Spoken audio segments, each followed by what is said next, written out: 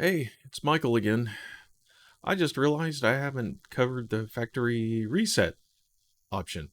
I've got my board plugged in and I'm on the factory reset page. So what I'm going to go down here is we're going to cover the web ESPTool method. So this is a link to the ESP serial loader. And I actually have this bookmarked. I just wanted to show you how to get to it. So up here in the top, we're going to go to connect, and then we're going to pick tiny USB, and I think it's going to do a reset. So we're going to do a reset and connect. Okay, so let's do this. I'm going to hold down right button, left button, and release. So now it's in complete dark mode. And there we go. All right.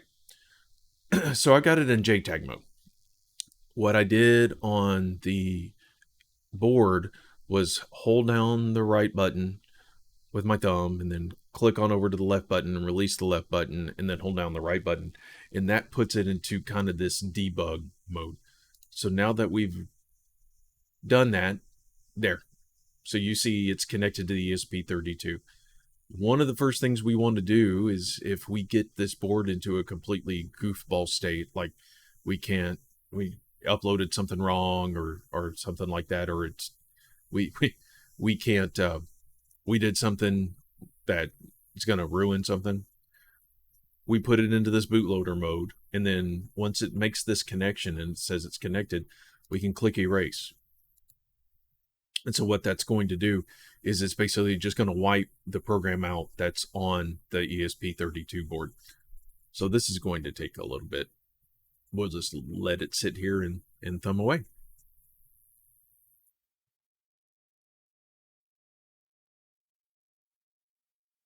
Okay. 18 seconds. Now, remember on the factory reset, you could go download a UF2 file that basically is the bootloader for the code. So here we're going to go choose a file. I'm going to go to my downloads. And there it is, ESP32 TFT Feather factory reset. So I'm going to open that guy. And then I'm going to click program. Now what this is going to do, this is an image of that default program that I've covered on my second video, that it's going to write the firmware and do everything it needs to, and then write what the factory default is. This is basically a good way to reset the board. Or if you've already coding it and you kind of want to walk back through my video on what the default program is doing, by all means do that. So after this happens, it's going to write. You click the left button again on the Adafruit, and then boom, you've got the default reset program. So, got any questions or concerns? Go ahead and hit me up.